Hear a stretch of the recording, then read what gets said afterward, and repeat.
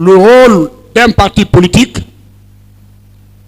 c'est de mobiliser ses militants, mais aussi les éduquer pour être conformes aux lois du pays. Mais lorsqu'on est provoqué, on est obligé de réagir. Le pays va mal. La situation s'empire. Aussi bien sur le plan économique, politique, social, et maintenant la HAC annonce qu'il y a des problèmes sécuritaires. Alors donc le pays est en danger. Si nous apprenons que les médias sont coupés parce qu'il y a des problèmes sécuritaires qui viennent s'ajouter à la cherté de vie, qui viennent s'ajouter au brouillage des radios, à la coupure de l'Internet, alors nous avons le droit de nous inquiéter. La dernière fois, je disais ici que lorsque le CNRD a pris le pouvoir sans le mandat officiel du peuple de Guinée, nous avons applaudi parce que le message qui était passé était un message qui rejoignait mot par mot les valeurs de l'UFDG. On a eu de l'espoir. Quelques mois après, nous avons vu, comme je l'ai dit l'autre fois, les businessmen de la crise rôder autour du pouvoir. Nous avons commencé à douter. Un an après, évidemment, on a commencé à se poser des questions et à regretter. Aujourd'hui, nous sommes vraiment déçus.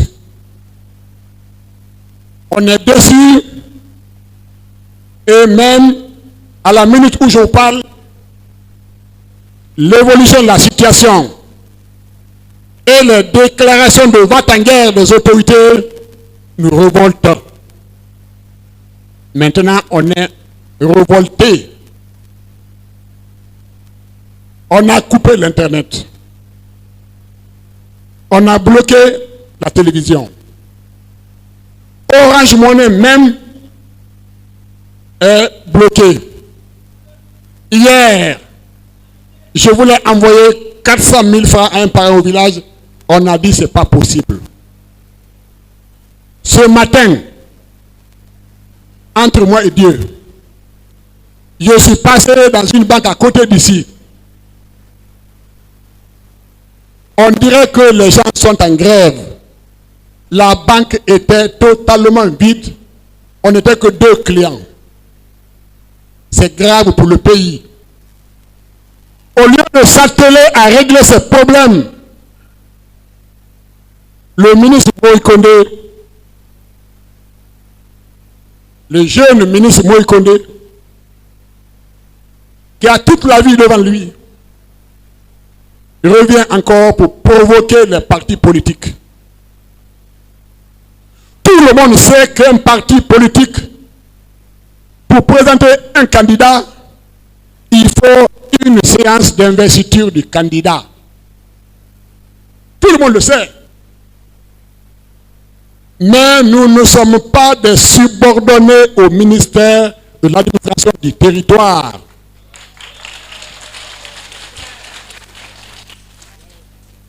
Lorsqu'on est venu déposer une assemblée régulièrement élue, on met des dames et des messieurs à leur place, qu'on a appelés conseillers nationaux, et qui prennent le titre de honorable. Ça veut dire quoi? Lorsqu'on vient un beau matin, on dépose un président élu. qui n'est pas en fin de mandat. Ça, c'est quoi? À lieu de régler ces problèmes, régler les problèmes dans le consensus. On n'est pas dans une république aujourd'hui. Nous sommes dans un État. On n'a pas de constitution. Tout doit se régler normalement par le consensus. Le pouvoir actuel doit être tiré d'un consensus. Ce n'est pas le dictat. Il faut qu'ils comprennent ça. Dans tout ça, vous voulez caporaliser le parti politique. Quel est le financement que vous apportez au parti politique? Quel financement vous leur apportez? Rien du tout.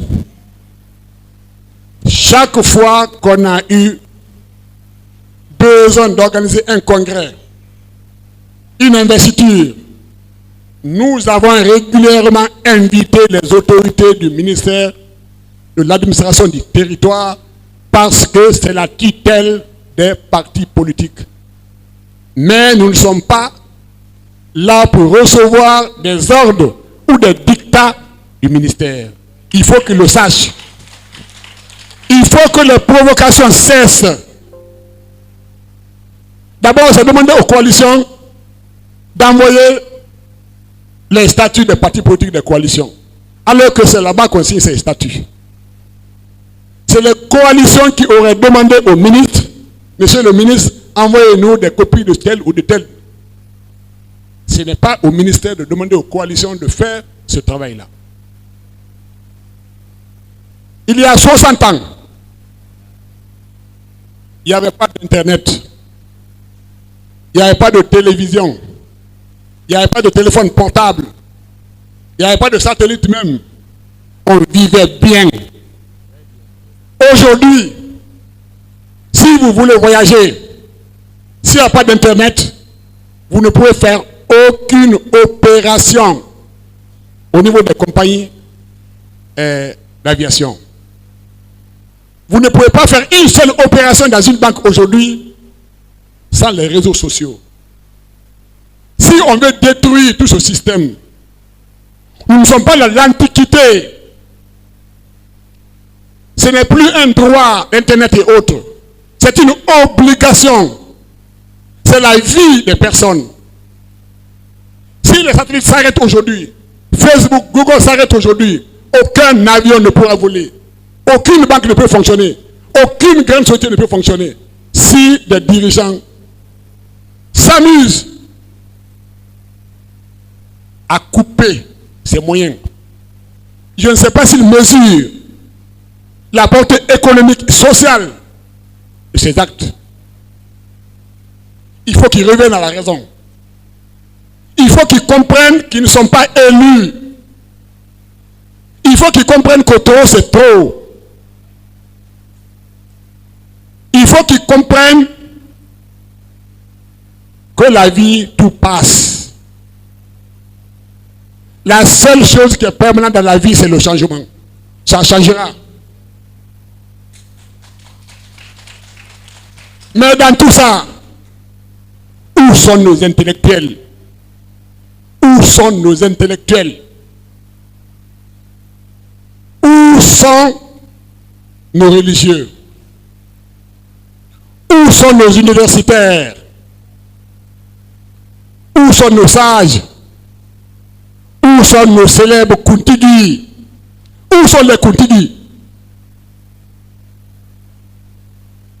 Ou bien ils attendent qu'il y ait la moindre manifestation pour dire n'envoyez pas les enfants des autres à l'abattoir. Je voudrais dire à mon ami Lansana Kouyaté, président du PDN, je l'appelle ami parce que lui et moi, on était couchés sur le même lit lorsqu'on faisait notre formation militaire au camp Kwame Nkrumah de Clément 36. Il était mon dénominateur, j'étais le numérateur sur le même lit pendant 45 jours. Son parti s'appelle le Parti de l'Espoir. Nous avons eu de l'espoir. Docteur Fodéoussou ici, en son nom personnel, a lancé un appel pour la réunification des idées, pour le dialogue nécessaire. On a eu beaucoup d'espoir à mon ami Lansana Kouyaté. Il est le fruit achevé des manifestations. C'est grâce aux manifestations que Lansana Kouyaté fut premier ministre de la République de Guinée.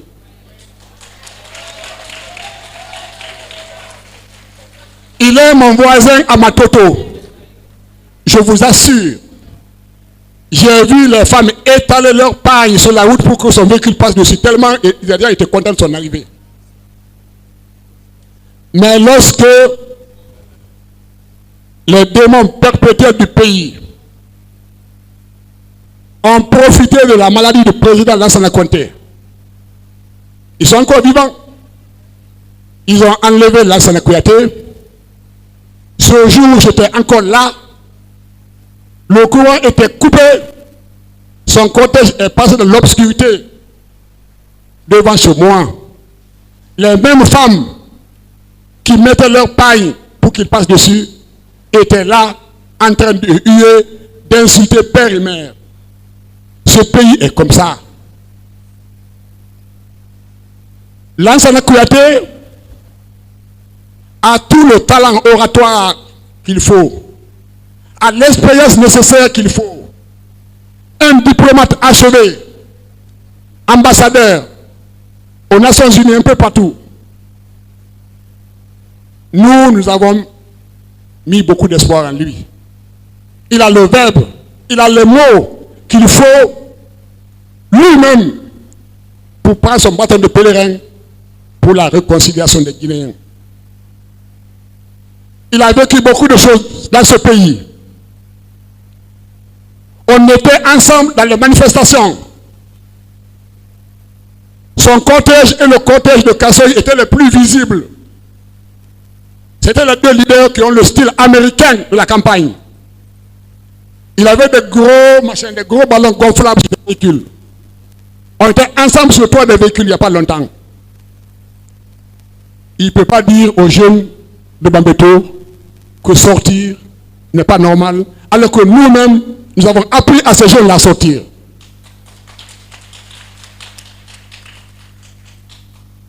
Son véhicule, heureusement c'est un véhicule blindé, a été arrosé de balles. Lui et le leader Selou, Sidia, se sont retrouvés chez lui. C'est Dieu qui les a sauvés. Mon ami Kouyaté a traversé tout ce désert, toutes ces difficultés grâce à Dieu.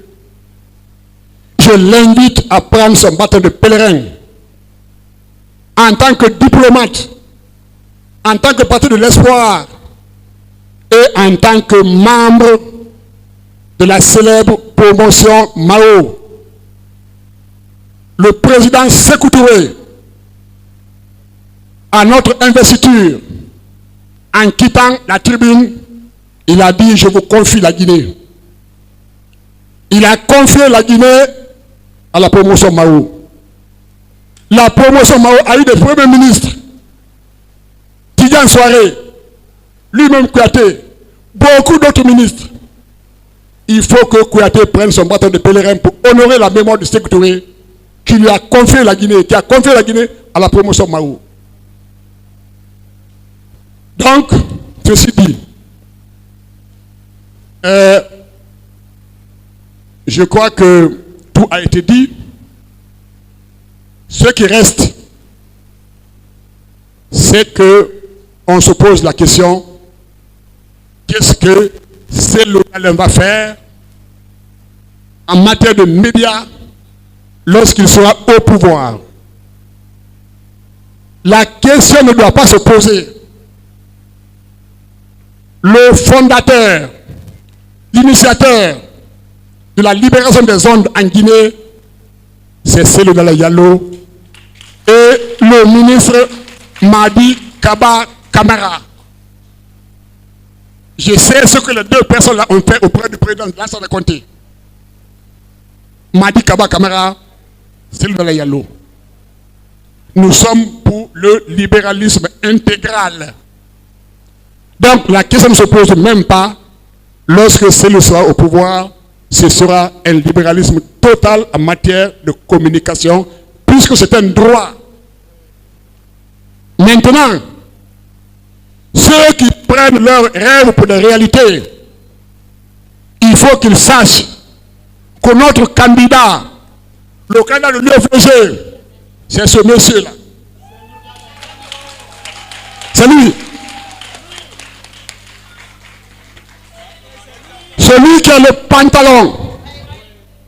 Celui qui a le pantalon, si c'est un pantalon pergal, il n'a qu'à se mettre en jean et venir se présenter contre lui. Ils verront de quel bois il se chauffe. Vive le FDC! Vive le PDC dans le Yalo! Je vous remercie.